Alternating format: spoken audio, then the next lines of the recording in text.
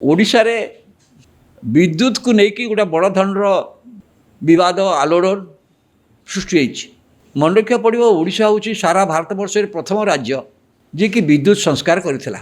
30 ବର୍ଷ ତଳେ ଭାରତବର୍ଷ ଯେତେବେଳେ ଅନ୍ୟ କୌଣସି ରାଜ୍ୟ ଚିନ୍ତା କରିନଥିଲେ, ସେତେବେଳେ ଓଡ଼ିଶା ହେଉଛି ଏକମାତ୍ର ରାଜ୍ୟ ଯିଏକି ବିଦ୍ୟୁତ ସଂସ୍କାର କଲା। ଓଡ଼ିଶା ପରେ ଅନ୍ୟ ରାଜ୍ୟମାନେ କଲେ, ଏବେ ବି ପୂର୍ଣ୍ଣ ଅନ୍ୟ ଜାଗାରେ ହେଇନି। କ'ଣ ସେ ବିଦ୍ୟୁତ ସଂସ୍କାର ଉଦ୍ଦେଶ୍ୟ? ସେ ବିଦ୍ୟୁତ ସଂସ୍କାରର ଉଦ୍ଦେଶ୍ୟ ଥିଲା, ଆମେ ବିଦ୍ୟୁତଟାକୁ ଗୋଟେ ମଣିଷର ସେବା ଭାବରେ ନେଉଥିଲୁ, ସରକାର ଆକୁ ନିୟନ୍ତ୍ରଣ କରୁଥିଲେ।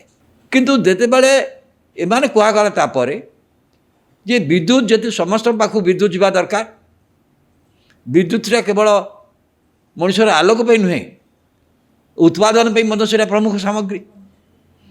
କୌଣସି ଉତ୍ପାଦନ ବିନା ବିଦ୍ୟୁତରେ ହେଇପାରିବନି। ଆଲୋକ ପାଇଁ ତ ନିଶ୍ଚିତ। ମଣିଷ ସଭ୍ୟତା ଯେମିତି ପାଣି ମଣିଷର ଅତ୍ୟାବଶ୍ୟକ ପଦାର୍ଥ, ବାୟୁ ମଣିଷର ଅତ୍ୟାବଶ୍ୟକ, ସେମିତି ଧୀରେ ଧୀରେ ବିଦ୍ୟୁତ ମଧ୍ୟ ଗୋଟେ ଅତ୍ୟାବଶ୍ୟକ ପଦାର୍ଥରେ ପରିଣତ ହୋଇଛି। କିନ୍ତୁ ଅତ୍ୟାବଶ୍ୟକ ପଦାର୍ଥଟି ଆସୁଛି କିପରି, ଏ ଜିନିଷଟି ଆସୁଛି କିପରି, ତା'ର ଗୋଟେ ପ୍ରଡକ୍ସନ୍ ଅଛି, ଆଉ ସେବା ନୁହଁ। ଆମେ ସଂସ୍କାର ଯେଉଁ କଲୁ ଯେ ଏଇଟା ସଂସ୍କାର ସେବା ନୁହେଁ, ଏଇଟା ଗୋଟେ ପଣ୍ୟ,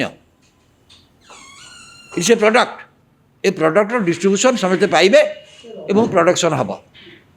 ପ୍ରଡ଼କ୍ସନ୍ ଆଉ ଡିଷ୍ଟ୍ରିବ୍ୟୁସନ୍ ଯଦି ସରକାର ନିୟନ୍ତ୍ରଣ କରିକି ଚଲେଇ ପାରିବେ ନାହିଁ, ତେଣୁ ସଂସ୍କାର ହେବା ଦରକାର। ତାହେଲେ ବିଦ୍ୟୁତ କ୍ଷେତ୍ରକୁ ସେ କେବଳ ସରକାର ବିଦ୍ୟୁତ କ୍ଷେତ୍ର କରୁଥିଲେ, ବିଦ୍ୟୁତ ଉତ୍ପାଦନ ସରକାର କରୁଥିଲେ। କୁହାଗଲା ନା, ବିଦ୍ୟୁତ କ୍ଷେତ୍ରକୁ ଘରୋଇ ମାନେ ଆସିବା ଦରକାର। ତାପରେ ଦେଖୁଛୁ ସାରା ଭାରତବର୍ଷରେ ଘରୋଇ ବିଦ୍ୟୁତ କାରଖାନା ମଧ୍ୟ ହେଲା, କୋଲରୁ ମୁଖ୍ୟତଃ। କିନ୍ତୁ ହାଇଡ୍ରୋଇଲେକ୍ଟ୍ରିକ୍ ଆମ ଓଡ଼ିଶାରେ ହାଇଡ୍ରୋଇଲେକ୍ଟ୍ରିକ୍ ପ୍ରଥମେ ମଧ୍ୟ ଆମେ କରିଥିଲୁ, ବିଦ୍ୟୁତ ମଧ୍ୟ ହେଲା। ତେଣୁ ସେ ଦେଖାଗଲା ଯେ ଆମର ଏଠି ଗୋଟେ ବିଦ୍ୟୁତ ସଂସ୍କାର କରାଗଲା, ଭାରତବର୍ଷ କେହି କରିନଥିଲେ। ବିଦ୍ୟୁତ ସଂସ୍କାର 30 ବର୍ଷ ତଳେ ଗଲେ କ'ଣ କୁହାଗଲା ଲୋକମାନଙ୍କୁ? ସେତେବେଳେ ଆପଣ ଦେଖିଥିବେ ଆମ ଆଲୁଅ ମଧ୍ୟ ଜିବି ହେଇ ଯାଉଥିଲା, କଟି ଯାଉଥିଲା, ରହୁନଥିଲା, ଷ୍ଟେବିଲିଟି ନଥିଲା, ଭୋଲ୍ଟେଜ୍ ନଥିଲା। କହିଲେ ଏ ବ୍ୟବସ୍ଥା ନୁହେଁ, ଲୋକମାନଙ୍କୁ ଷ୍ଟେବୁଲ୍ ଇଲେକ୍ଟ୍ରିସିଟି ଦିଆଯିବ, ଏ ଲୋ ଭୋଲ୍ଟେଜ୍ର ଲୋକ ସମ୍ମୁଖୀନ ହେବେନି, ଷ୍ଟେବୁଲ୍ ଇଲେକ୍ଟ୍ରିସିଟି ପାଇବେ। ଏଥିରେ ଦୁଇଟା ଜିନିଷ ହେବ, ଆଲୋକିତ ହେବ, ପ୍ରତ୍ୟେକ ଲୋକ ଦରକାର, ଆଲୋକ ଦରକାର।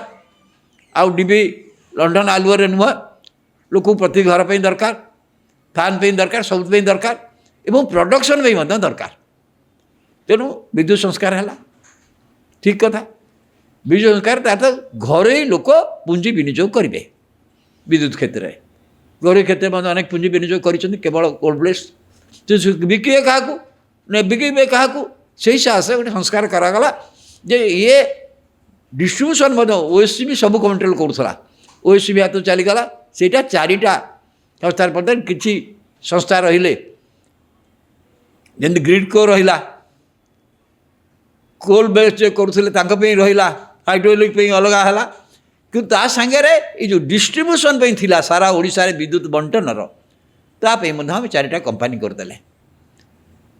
4ଟା କମ୍ପାନୀ ହେଇଗଲା। ଅନ୍ୟମାନେ ପ୍ରାଇଭେଟ୍ ବିଲ୍ଡର ମାନେ ଆସିବେ, ଆ ଭିତରେ ପଶିବେ, ସରକାର ଭାଗିଦାର ରହିବେ। କିନ୍ତୁ ସରକାର ବିଦ୍ୟୁତ କ୍ଷେତ୍ରରେ ବହୁତ ବିନିଯୋଗ, ଆପଣ ତା ପୂର୍ବରୁ ଦେଖିବେ, ତା ପରବର୍ତ୍ତୀ ଅବସ୍ଥାରେ ଦେଖିବେ ମଧ୍ୟ ସରକାର ବିଦ୍ୟୁତ କ୍ଷେତ୍ରରେ ପ୍ରତିବର୍ଷ ବଜେଟରେ ବିପୁଳ ଅର୍ଥ ବିନିଯୋଗ କରନ୍ତି। ଏବେ ସଂସ୍କାର ହେଲା ପରେ ମଧ୍ୟ ସରକାର ବିଦ୍ୟୁତ କ୍ଷେତ୍ରରେ ଋଣ କରି ବିନିଯୋଗ କରେ, ଜଳସେଚନ ଓ ବିଦ୍ୟୁତ କ୍ଷେତ୍ରରେ ବହୁତ ବିନିଯୋଗ କରନ୍ତି। ଟ୍ରାନ୍ସଫର୍ମର ହେବ, ଏଠି ହେବ, ଲାଇନ୍ ପଡ଼ିବ, ଇଏ ହେବ, 3 ଲାଇନ୍ ପେଜ୍ ହେବ, ହାଇ ଭୋଲ୍ଟେଜ୍ ଇଏ ପାଇଁ ହେବ, ସବୁ କଥା ଇନଫ୍ରାଷ୍ଟ୍ରକ୍ଚର ସରକାର କରିଥିଲେ। କିନ୍ତୁ ଆମେ କହିଲୁ ୟାକୁ ଆମେ ସଂସ୍କାର ଜରିଆରେ ଗୋଟେ ପ୍ରାଇଭେଟାଇଜେସନ୍ କରିବା, ତାହେଲେ ବାହାର ସଂସ୍ଥାମାନେ ଘରୋଇ କମ୍ପାନୀ ଆଦିରେ ଇନଭେଷ୍ଟମେଣ୍ଟ କରିବେ, ପ୍ରଡକ୍ସନ୍ ଇନଭେଷ୍ଟମେଣ୍ଟ କରିବେ ଏବଂ ଡିଷ୍ଟ୍ରିବ୍ୟୁସନ୍ ମଧ୍ୟ ଇନଭେଷ୍ଟମେଣ୍ଟ। ଡିଷ୍ଟ୍ରିବ୍ୟୁସନ୍ଟା ହେଉଛି ସିଧାସଳଖ ଲୋକମାନଙ୍କ ସହିତ ସମ୍ପର୍କ, ଉପଭୋକ୍ତାମାନଙ୍କ ସହିତ ସମ୍ପର୍କ। ୟାକୁ ମଧ୍ୟ ସେତେବେଳେ ଓଡ଼ିଶାର ଲୋକ ଗ୍ରହଣ କରିଗଲେ। କାହିଁକି ଭାବିଲେ ସେତେବେଳେ ଯେଉଁ ଅବସ୍ଥାରେ ବିଦ୍ୟୁତ ବ୍ୟବସ୍ଥା ଥିଲା ହୁଏତ। କିନ୍ତୁ କ'ଣ ହେଲା, ଧୀରେ ଧୀରେ ଆମେ ବିଦ୍ୟୁତ ବ୍ୟବସ୍ଥା ପ୍ରଥମେ 4ଟା କମ୍ପାନୀ ହେଇଥିଲା। 4ଟା କମ୍ପାନୀ ଆପଣ ଜାଣିଛନ୍ତି କେଉଁ ଅବସ୍ଥାରେ OS ନେଇଥିଲା, ଓଡ଼ିଶା ସେଣ୍ଟ୍ରାଲ ଇଲେକ୍ଟ୍ରିସିଟିକୁ ଗୋଟେ ଆମେରିକାନ କମ୍ପାନୀ ମଧ୍ୟ ନେଇଥିଲା। କିନ୍ତୁ ସେମାନେ ମଧ୍ୟ ଚଳେଇ ପାରିଲେନି। ଅନ୍ୟ ଗୁଡ଼ିକ ରିଲାଏନ୍ସ କିଛି ଦିନ ନେଲା, ରିଲାଏନ୍ସର ଅବସ୍ଥା ମଧ୍ୟ ହେଲାନି। आमर आपको रेगुलेट करने ओडिशा रेगुलेटरी कमिशन है किंतु आ भितर केंद्र सरकार विद्युत क्षेत्र में गोटे बड़ संस्कार आने केंद्र सरकार विद्युत आईन कले विद्युत जहाँ आगु राज्य मान विषय था ये गोटे सेंट्रल सब्जेक्ट माने राज्य सहित केंद्र भितर आसीगला कारण विद्युत क्षेत्र भितर सेंट्रल लेजिस्लेशन है राज्य विद्युत संस्कार पर राज्य गोटे लेजिस्लेशन कला आम ओईआरसी कलु से गाइडलाइंस कलु किंतु यही सब गाइडलाइन करने भितर जेहेतु आम घर उद्योग मान आदि आकृष्ट करने चाहूँ घर क्षेत्र को संतुष्ट करने आईन रे नियम रे बहुत व्यवस्था करागला कि जो डिस्ट्रीब्यूशन कथा आसूँ लोक मान कथा आसूँ ता भर अनेक जानते राज्य में जमी दिल्ली में आम आदमी आसला कला आम 200 यूनिट पर्यटन फ्री देवु 400 यूनिट पर्यटन या देवु सुविधा देवु कहले अनेक राज्य में से कथा अनेक राज्य में बिहार में से कथा है कहीं लोक विद्युत गोटा जमी कहली अपरिहार्य जमी पानी मनुष्यर अपरिहार्य ये गोटे विद्युत जमी अपरिहार्य हो जाए से अपरिहार्य जिनटा को जिते बड़े आप घर कंपानी मान दौरान ये आप घर कंपानी मान आमर ओडिशा रे रिलायंस चलीगला पर 4टा कंपानी ओडिशा रे बर्तमान टाटा पावर को दि जाए सी भी 7-8 वर्ष है गत सरकार समय है से समय जो गत सरकार समय है से गोटे आसेस करागला आमर कौन संपत्ति अच्छी बंटा हम 49% 51% आम संपत्ति जो इभालुएसन है ताकू मार्केट रे इभालुएसन करके आम कोटी कोटी टका आदि विनियोग करूँ मार्केट भैल्युएसन है 600 केते कोटी टका करदेले आमर है 49 सी आउ 600 आउ केते दे 51% देकी सी बर्तमान 4टा कंपानी 51% सी 4टा कंपानी डिस्ट्रीब्यूशन कंपानी मालिक हो जाए जदियो बोर्ड अच्छी जो थी कि ओडिशा सरकार एनएटी सेक्रेटरी बोर्ड चेयरमैन आमर मेम्बर होती किंतु बर्तमान टाटा कंपानी जहाँ चाहूँ डिस्ट्रीब्यूशन क्षेत्र में अधिकांश से कर जदिव ओईआरसी अच्छी आपको रेगुलेट करेंगे प्रोडक्शन पे अच्छी प्रोडक्शन को नियंत्रण करुचे एवं डिस्ट्रीब्यूशन नियंत्रण करुचे प्रति वर्ष स्थिर हो आम जे विद्युत नौचन समस्ते जो मैंने विद्युत घर को नहीं से विद्युत नेला बेले गोटे सिक्यूरिटी बिल दौरान विद्युत नौकरी किंतु विद्युत दर ओईआरसी प्रति वर्ष स्थिर करो हिसाब कौ रेट आम विद्युत किणुचु आउ कौ हिसाब से बांटू आमर खर्च केते होउची ताको हिसाब पत्र करी पावर यूनिट केते विद्युत देवे लोक स्थिर कर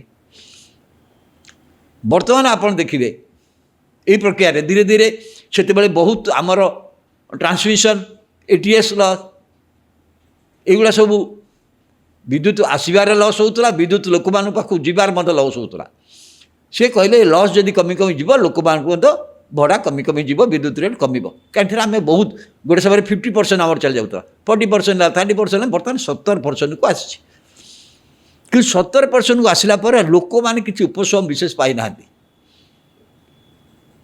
कौन है किंतु प्राइवेट है गोटे कथा है लोक मैंने विद्युत देय बढ़ी लोक मैंने नल काटिदेवे से हिसाब से विद्युत देय बढ़ी ओडिशा रे टाटा पावर नेला 4टा कंपानी रे 95% 99% कलेक्शन होदी कौटी कलेक्शन बाकी अच्छी बहुत क्षेत्र सरकारी क्षेत्र में कौटी कलेक्शन बाकी थी साधारण लोक मैंने दौरान कारण विद्युत कटिज किंतु विद्युत जे नहीं से गोटे सिक्यूरीटी रिपोर्ट देके विद्युत नहीं किंतु वर्तमान हठात कहुच्छी जे आपन सिक्यूरीटी रिपोर्ट यथेष्ट नुह आपन ये बढ़िया दरकार से से कहते कहीं बढ़ ना नियम अच्छी करदे से सुविधा कर जिते बड़े विद्युत रेट बढ़े कारण गोटे घर जो आप भड़ा नौ मुझे कथा कहली आप घर भड़ा जो जाऊँ जेको घर वाला कहे आप 2 मासर सिक्यूरीटी दिंतु घर भड़ा ने भड़ा ने आप किंतु भड़ा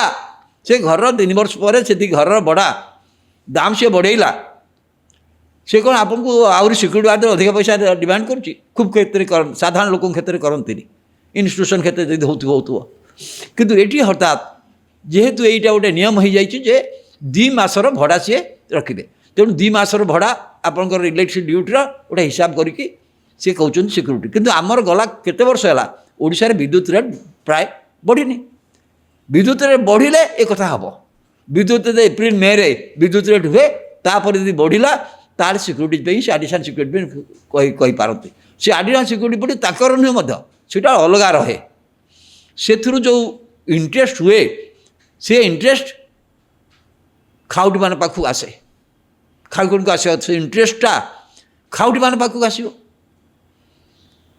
କିନ୍ତୁ ଏ କ୍ଷେତ୍ରରେ କେତେ ପଇସା ସେ ନେଇଛନ୍ତି, କେତେ ପଇସା ସିକ୍ୟୁରିଟି ଆଗରୁ ନେଇଛନ୍ତି, ଏବେ ବର୍ତ୍ତମାନ ଆଡ଼ିସନାଲ୍ ସିକ୍ୟୁରିଟି ଦିଅ ପଇସାରେ କହୁଛନ୍ତି ନା। ବିଦ୍ୟୁତ୍ ରେଟ୍ କିଛି ମଝି ମଝି ବଢ଼ିବା ପରେ ବର୍ତ୍ତମାନ ବିଦ୍ୟୁତ୍ କନଜମ୍ପସନ୍ ଲୋକମାନଙ୍କର ମଧ୍ୟ ବଢ଼ିଛି। ଦେଖନ୍ତୁ ମୋର ନିଜର ଯେଉଁମାନଙ୍କର ଥିଲେ, ଯିଏ 3 କିଲୋୱାଟ୍ ଥିଲା ସେ 5 କିଲୋୱାଟ୍ ହେଲା, ଏବଂ ଖରାଦିନେ ଦେଖିବେ ହଠାତ୍ ସିଏ 7 କିଲୋୱାଟ୍ ହେଇଯାଉଛି ଏସି ଫେସି ଲାଗିଲା ପରେ। ସିଏ କହୁଛନ୍ତି ଆପଣ 7 କିଲୋୱାଟ୍ ହେଇଗଲା, ଆପଣ 3 କିଲୋୱାଟ୍ ପାଇଁ ନେଇଥିଲେ ସିକ୍ୟୁରିଟି ଡିପୋଜିଟ୍, ବର୍ତ୍ତମାନ ଏଇ ଅଧିକା ଦିଅନ୍ତୁ। ଏ କହିକି ସମସ୍ତଙ୍କ ଉପରେ ସାରା ଓଡ଼ିଶାରେ, କାରଣ ସବୁ ଘରରେ ଯେଉଁ ବିଦ୍ୟୁତ୍ ଚାଳିତ ଫ୍ୟାନ୍ଠୁ ଆରମ୍ଭ କରିକି ଏସିଠୁ ଆରମ୍ଭ କରି ଅନ୍ୟାନ୍ୟ ଯନ୍ତ୍ରପାତି ମଧ୍ୟ ବଢ଼ିଛି, ସେଇଥିରେ ବଢ଼ିଛି। କମର୍ସିଆଲ୍ ଯେଉଁମାନେ ନେଉଛନ୍ତି, କମର୍ସିଆଲ୍ ଯେଉଁମାନେ ସେମାନଙ୍କର କନଜମ୍ପସନ୍ ଅଧିକା, ତାଙ୍କ ରେଟ୍ ଅଧିକା। ଆପଣ ଦେଖନ୍ତୁ ଆପଣଙ୍କର ଯେଉଁ ଅଛି 50 ୟୁନିଟ୍ ପର୍ଯ୍ୟନ୍ତ ଏଇ ରେଟ୍ରେ, ଗୋଟେ ନିମ୍ନ ରେଟ୍ରେ ଦିଆଯାଉଛି। 50ରୁ 150 ୟୁନିଟ୍ ସିଏ ଗୋଟିଏ, 200 ୟୁନିଟ୍, 400 ୟୁନିଟ୍ ପର୍ଯ୍ୟନ୍ତ ଗୋଟିଏ। 400 ୟୁନିଟ୍ ପରେ ଯାହାର ହେଉଛି ସିଏ 6 ଟଙ୍କା 10, 6 ଟଙ୍କା 20, 6 ଟଙ୍କା 30ରେ ଦେଉଛି। କମର୍ସିଆଲ୍ ଯେଉଁ ନେଉଛନ୍ତି ସିଏ ଆହୁରି ଅଧିକା ରେଟ୍ରେ ଦେଉଛନ୍ତି। ଇଣ୍ଡଷ୍ଟ୍ରି ପାଇଁ ଯାଇ ନେଉଛନ୍ତି ସିଏ ଆହୁରି ଅଧିକା ରେଟ୍ରେ ଦେଉଛନ୍ତି। ତେଣୁ ଓଡ଼ିଶାରେ ଆଭରେଜ୍ ଯଦି ଇଲେକ୍ଟ୍ରିସିଟି କନଜମ୍ପସନ୍ ଦେଖିବେ 6 ଟଙ୍କା 50, 6 ଟଙ୍କା 70, 80 ପଇସା ପର୍ଯ୍ୟନ୍ତ ଆମେ ୟୁନିଟ୍ ପିଛା ଦେଉଛୁ। କିନ୍ତୁ ବର୍ତ୍ତମାନ କାହିଁକି ସଙ୍କଟ ହେଇଛି ନା, ଯେତେବେଳେ ସମସ୍ତଙ୍କୁ ମଗାଗଲା, ଏଇଟା ମଗା ହେଉନଥିଲା, ବର୍ତ୍ତମାନ ହଠାତ୍ ମଗାଗଲା, ତୁମେ ଆଡ଼ିସନାଲ୍ ସିକ୍ୟୁରିଟି ଦିଅ। ମୋ ନିଜ କ୍ଷେତ୍ରରେ ମୁଁ ଦେଖିଛି, ମୋର ଯେଉଁଠି ଆଗରୁ ଥିଲା, ବର୍ତ୍ତମାନ ଧୁଆ କହୁଛି ତୁମର ଯେହେତୁ ଖରାଦିନେ ଆପଣଙ୍କର ଅଧିକା ବ୍ୟବହାର ହେଉଛି, ସେଇ ରେଟ୍ରେ ହିସାବ କରିକି ବର୍ଷକର ଇଲେକ୍ଟ୍ରିକ୍ ବିଲ୍କି ହିସାବ କରିକି ସେମାନେ ବର୍ତ୍ତମାନ କରିଛନ୍ତି 2 ମାସର ତୁମେ ଦିଅ, ଏବଂ ଆପଣ ଏତିକି ଦେଇଛନ୍ତି ଆଉ ଏତିକି ଦିଅନ୍ତୁ। ଏ ସମସ୍ତଙ୍କ ପାଖରେ 2000ଠୁ 10,000, 15,000, 20,000 ପର୍ଯ୍ୟନ୍ତ ଆଡ଼ିସନାଲ୍ ସିକ୍ୟୁରିଟିର ଡିମାଣ୍ଡ ସମସ୍ତଙ୍କୁ ଚାଲିଗଲା। ନଦେଲେ କାଟିଦେବେ। ଆ ଭିତରେ ଲୋକ ଭାବୁଛନ୍ତି ଆମର ବଢ଼ିନଥିଲା, କାହିଁକି ବଢ଼ୁଛି, କାହିଁକି ହେବ?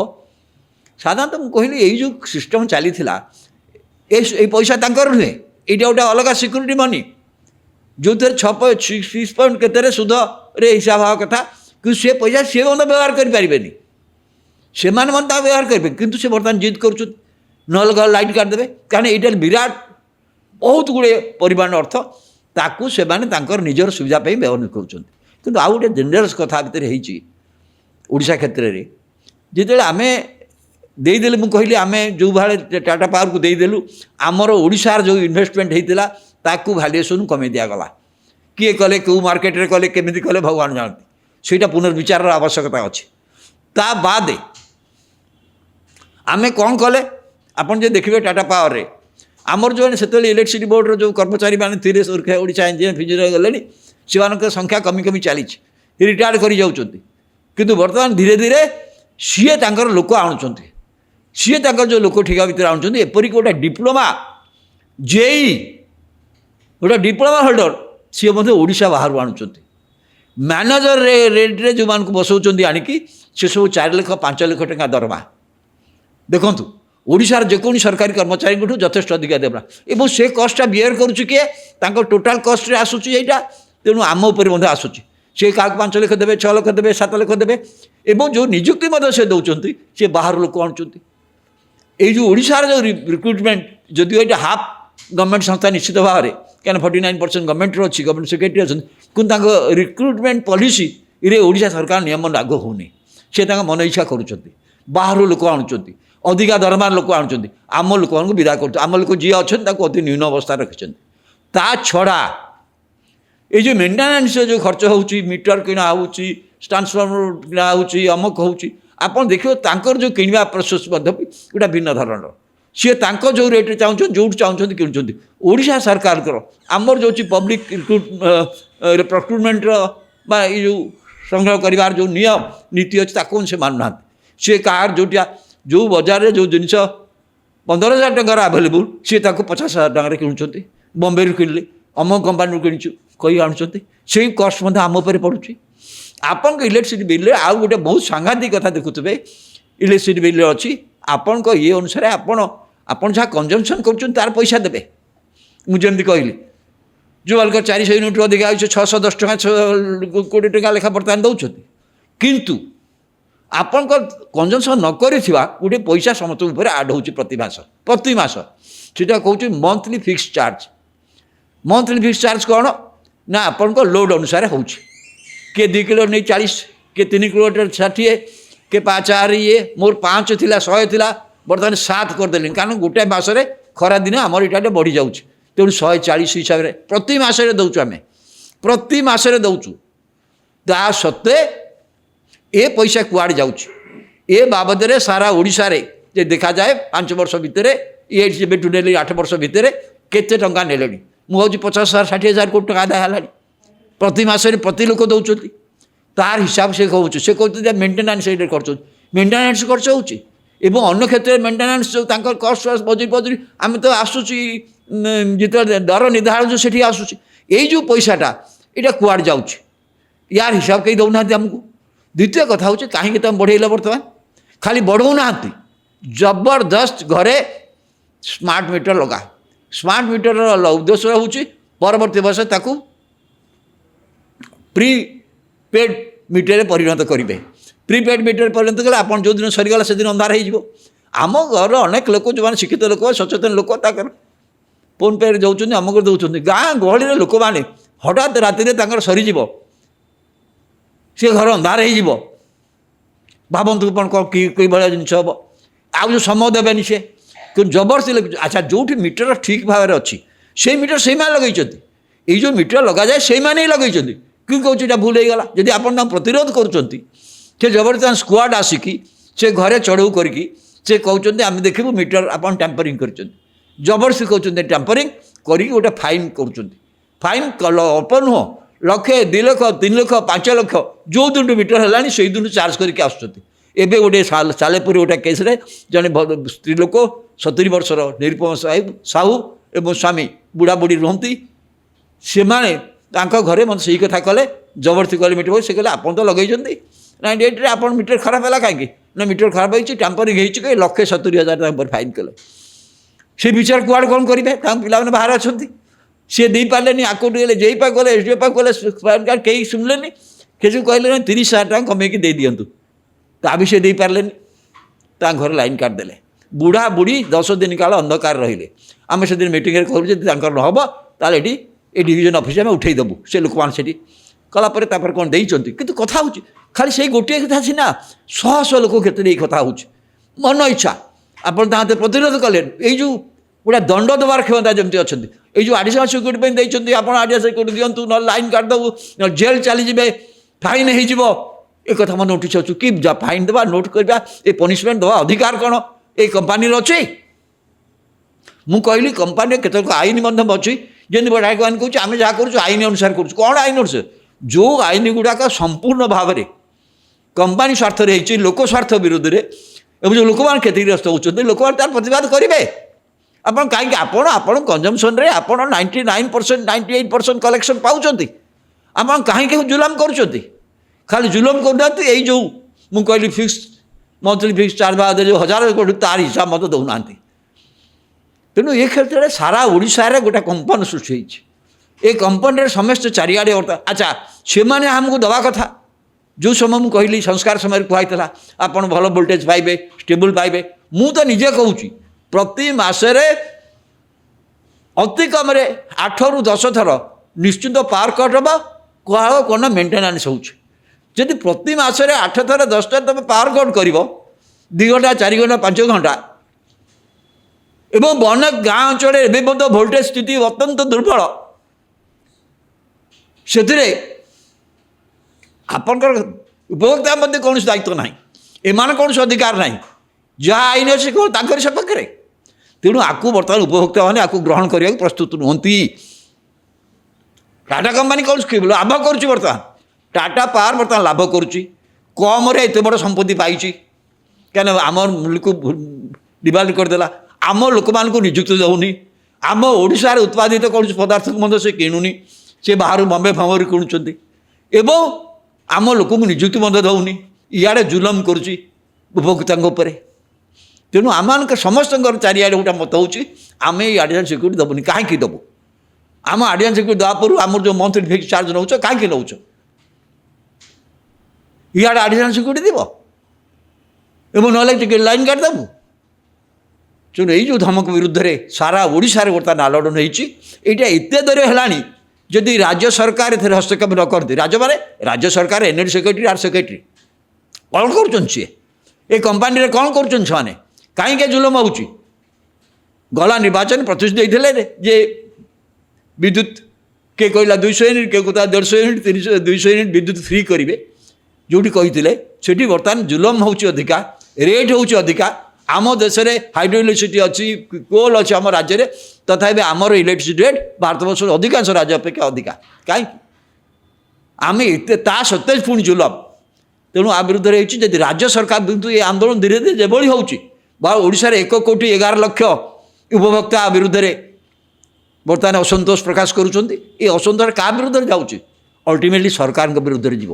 ତେଣୁ ଟାଟା ପାୱାର ଯାହା କରୁଛି ସେ ରାଜ୍ୟ ସରକାରଙ୍କ ବିରୁଦ୍ଧରେ ଗୋଟେ ଅସନ୍ତୋଷର ବହ୍ନି ଏ ରାଜ୍ୟରେ ଜାଳି ଦେଇକି ଯାଉଛି। ତେଣୁ ରାଜ୍ୟ ସରକାର ଏଥିରେ ହସ୍ତକ୍ଷେପ କରୁଛୁ, ଏନର୍ଜି ମିନିଷ୍ଟର ହସ୍ତକ୍ଷେପ କରିବା ଉଚିତ, ମୁଖ୍ୟମନ୍ତ୍ରୀ ହସ୍ତକ୍ଷେପ କରୁଛି। କାରଣ 1,11,00,000 ଲୋକଙ୍କ କଥା ଆପଣ ପ୍ରତିନିଧି ଦେଇଥିଲେ ଗୋଟେ ପ୍ରକାର, କାମ କରୁଛନ୍ତି ଓଲଟା। ତେଣୁ ସେଇ ଦୃଷ୍ଟିରୁ ୟାର ଗୋଟେ ବନ୍ଦ ହେବାର ନିହାତି ଦରକାର। ମୁଁ ଭାବୁଛି ଏନର୍ଜି ମିନିଷ୍ଟର, ମୁଖ୍ୟମନ୍ତ୍ରୀ ଟାଟା ପାୱାରକୁ ଡାକି କହିଦେବା ଦରକାର ଯେ ଓଡ଼ିଶାରେ ଏଭଳି ଭାବରେ ମନମାନି କାମ ସେ ଚଲେଇ ପାରିବେନି। ଚଲେଇଲେ ରାଜ୍ୟରେ ଅସନ୍ତୋଷ ହେବ, ଆଇନ ଶୃଙ୍ଖଳା ପରିସ୍ଥିତି ହେବ, ବିଭିନ୍ନ ଜାଗାରେ ଗଣ୍ଡଗୋଳ ହେବ, ତାକୁ ଆମେ ନିୟନ୍ତ୍ରଣ କରିପାରିବୁନି। এই কথা যদি কহিদেবে, ମୁଁ ଭାବୁଛି ପରିସ୍ଥିତି ବଦଳିଛି।